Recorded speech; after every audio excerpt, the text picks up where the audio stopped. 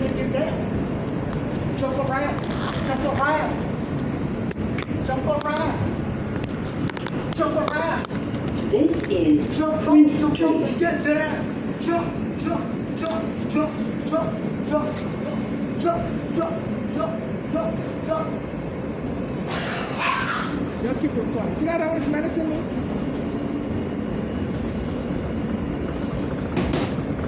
You saw how she was menacing me, coming towards me? Like she was about to attack me. That's the furnace what I'm experiencing. She came on the trench, but said tonight's a good time. She was trying, she was trying to attack me. So this one I'm expressing as a foreigner. This Eric Adams was turning me up into.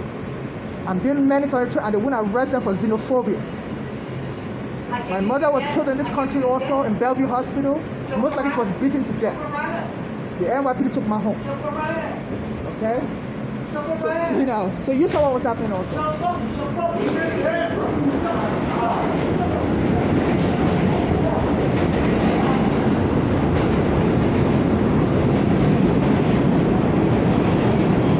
I'm being terrorized. The police wouldn't help me. They were all joining to make it look like, I'm the one menacing these people, I'm the one crazy. Stand clear of closing doors, please. So they're sending like gangs to provoke fights. I can't use the bathroom, I can't get anywhere, they're delaying me. And she was moving her hand like she was about to punch me. She was moving her hand like she was about to punch me. And she said tonight is going to be a good time for a whip dance. She was singing that song tonight. And she was moving her hand, and people were watching in amazement. So under this Eric Adams administration, their police are acting like thugs. Their civilians are acting like thugs. My mother was killed in the Bellevue Hospital. She wasn't crazy. Her daughter's boy in America framed her up. My mother was saying they were into some credit insurance fraud scheme. And like she feels like they were trying to kill her for money. Like, they were talking to people in Nigeria that was trying to hurt my mother also. And before I knew what was happening, my mother fled Pennsylvania to come to New York to get her heart treated. She was having heart problems. And her daughters followed her and got the hospital to put her in the psych ward. And my mother was the type of person, she would choose death over shame. So, so the commotion, they said that was when the commotion began, when the hospital told her that they're going to detain her in the psych ward. Even though my mother had passed the mental health test, they gave her, and she passed it, but because she was a foreigner, the hospital decided to join with their daughters that were born in America, Bologna and Florida, and get, and start a altercation, unwarranted altercation. And like the Elijah McClain's, a black American that was coming home from work in Denver, Colorado in 2019, September, and said somebody called the police on him, said he looked crazy, and the police started an altercation with him to put him in the psych ward and didn't want to go, and they subdued him, choked him dead, injected him with ketamine, and he died while he was being taken to the psych ward. And finally the prosecution in Colorado, 4 years later, got a conviction against the police officer, the Denver police officer, charged him, convicted him for murder, I believe, allegedly murder, and also the health worker, the EMT, convicted them for unlawful administration of a drug. So my mother needs justice also. Her name is Esther Olabopo. She has the same last name with me, and her daughter in America framed her up for insurance fraud. I don't know whether they got that money or not, but my mother was saying they believe they were into some life insurance fraud. So since that my life has not been saved, there's all kinds of people. It's like people are hiring gang members. They go start a beef with that. I'm a Nigerian transsexual. So they believe they started beef with me and get me hurt. The police wouldn't investigate. It's like the police is giving them immunity. Because my mother used to expose police corruption. The NYPD took her home unlawfully in 2010. My mother went to different a lot of these Democrats politicians. She went to their offices to try to see if they can help us, and they wouldn't help us. They were supporting this NYPD as they were abusing me and my mother as a foreigner. So I've been running the home since 2010, when me and my mother were vacated unlawfully from our home on Staten Island. And Eric Garner tried to help us while he was alive in 2014. He was going to be helping us with court papers, me and my mother. And as soon as he told me he was going to be helping me and my mother, the NYPD within weeks came and choked him dead, close to my birthday. And the case remained unresolved. They paid money to the Eric Garner family as a settlement. And I was trying to speak with the Eric Garner lawyer at that time, and they kept hanging up the phone on me. They wouldn't speak with me. And next time I heard they had settled the case, and and that was it. And the guy, They said the grand jury dismissed the case for lack of evidence. And I was alive. I had video of Eric Garner before he was killed, telling me he was going to help me get justice. Weeks later, they took him there. On the same spot he was standing, I had powerful evidence. And they didn't let me testify in court. And the grand jury dismissed the case, say, lack of evidence, and they settled the case with Eric Garner family. And since then, my life has known no peace. It's not fair. It's not fair why some can get some form of justice and I can get nothing. So they're threatening me with violence, following me around international community. There's like a genocide type attack going on. Whereby this Eric Adams, I don't know if he's close to the Eric Garner family or not, but whatever he's doing, and he's also saying all the homeless have to put in psych ward. All the homeless have to put in psych ward, And I contacted this Eric Adams. I don't know whether it's close to the Eric Adams family or whatever it's attempting to do. But there's so much commotion, and it's part of the commotion I'm experiencing, saying all homeless have to put in psych ward. And in 2019, while he was borough president of Brooklyn also, in Brooklyn, the police came and trucked me down, put me in a psych ward for no reason. They had a gun menacing me, just like this woman was menacing me, but he was physically grabbing me, rubbing his hand all over my body in a sexual harassing way. And I was fleeing for dear life. The police came and knocked me down and trucked me. This was 2019. I have the video. Soon, they did that to me before they did it to Elijah McCain in Colorado. The only thing was I survived. I was in the psych ward for 7 days. I called there's an agency here that's supposed to investigate police corruption. It's called the Department of Investigation. And they also play games with me. I called them out to the psych ward. They told me they were going to come and investigate. They came, didn't investigate nothing. I saw them, they walked into my room and they walked back out. So the camera will show them walking into my room and they didn't say nothing to me and walked back out. So it would look like they came and I was too crazy to talk with them and they walked back out. They were wearing a suit. It was a black male. And they left. And so I asked the hospital. I saw a guy walking into my room. It was a black male wearing a suit. I said, was he from the Department of Investigation?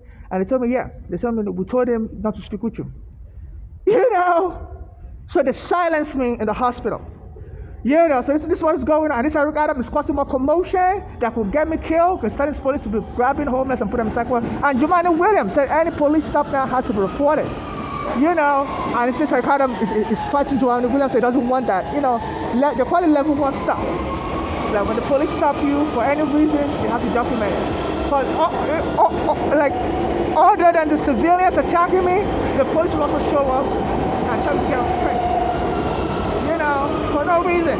So especially trying to start an altercation with me, and someone have more heavy belongings, and I have to carry out the staircase because I'll fall, like December 18, 2023. They ordered me out of the train, even though it was raining and the weather was bad. And I ended up, having wounds on my leg because I ended up tripping over on the staircase. There was a mild struggle at some point. I didn't know if they pushed me or not. But they were ordering me to get off the train station fast. And I felt like like somebody, as I was going down the staircase, I felt like, they said they were trying to help, but I was like a struggle. I told them, no, please don't. I don't trust you. You're acting in a very, malicious manner towards me. The weather condition is bad, and I was trying to move from one train car to another. And the train conductor took me close to the door because where I was sitting there, the rain was coming in, and I tried to get out with my belongings, closed the door on me, and I couldn't get out. I was trapped in there. Then the police told me, now you got to the train station. I'm like, I was actually getting trained, but they have this thing whereby, since this Eric Adams became mayor, they said when the train gets to the last stop, like that day, it got to New Los Avenue, that was the last stop, you have to change train cars. And sometimes I'm about to change train cars, I carry a lot of belongings, or the suitcase. So I was about to change train cars, the woman locked the door, and I went together and opened just one door. And I had my other car is larger than one portion of the door. They would have to open 2 doors for me to get out with my other car that I had. I love it, inside the suitcase. So they blocked the 2 doors, and then the police took advantage of that. So they set me up to carry out unlawful police action and told me now we're going to put you outside the train station into the rain. December 18, 2023, there was a weather advisory by even Eric Adams that the weather is too dangerous, people should avoid coming outside, and the police came and threw me outside. So I'm being managed. I was on another train as a foreigner. This woman, she looked like she might be Spanish, and she was about to jump me. She was wearing a orange jacket. So I'm a human rights activist. I'm a transsexual, and my mother was killed with with excessive force, whereby she was getting treated for heart disease at Bellevue Hospital, and they locked her up. All were rented in the psych ward. And they said that immediately she was told she was being arrested and put in the psych ward. She died. She died of, that was just too much shock to go through. So my mother's killed already. A guy that was trying to help me against this police officer, Eric Garner, he was struck dead by the police. So for the past 13 years, I've been experiencing, terror in this country. The international community has to help me. So I said, when I'm homeless on the street, they said it's going to be a big snowfall overnight. So the police always comes and attack me on the train when there's no more witness. So a woman was about to punch me on the last train. So we're going to have fun with you tonight. Tonight's going to be a good night. And she was coming, rolling her hands like she was about to punch me. I had to run out of the train. And I took a video. So please, international community, as you're watching my video, please help me. My life is in danger. I'm an African immigrant being attacked here in the U.S. My mother was killed. My friend Eric Garner, I was trying to help him with my court papers against the NYPD, has been killed. It's been 13 years of terror that I'm experiencing, whereby, a black American that they said did it to other people, terrorized people on the train. Last year, they put him in prison for life because you're not supposed to scare people on the train. But when they do it to me, nobody will help me arrest these people. They say they have a special law in this country. When you get on the train and you scare people, you end up with life imprisonment. A woman came on the train and was about to punch me. I said, we're going to have fun with you tonight. I believe, I was singing and dancing. I was recording her. Everybody was stunned. And they wouldn't have me prosecute these people as a foreigner. So there were no laws that could help me as a foreigner. So please, international community, as you're watching this video, my life is in danger. I'm a human rights activist. The NYPD took my home unlawfully, and the city of New York was supposed to provide me with a hotel room, but that's the procedure, and they refused to provide me with a hotel room. So I've been out here for 13 years on the street, through every rainfall, through every earthquake, through every tsunami, through every, and it continues to endanger my life. So this has to be investigated for xenophobia, torture by this police department and their accomplices.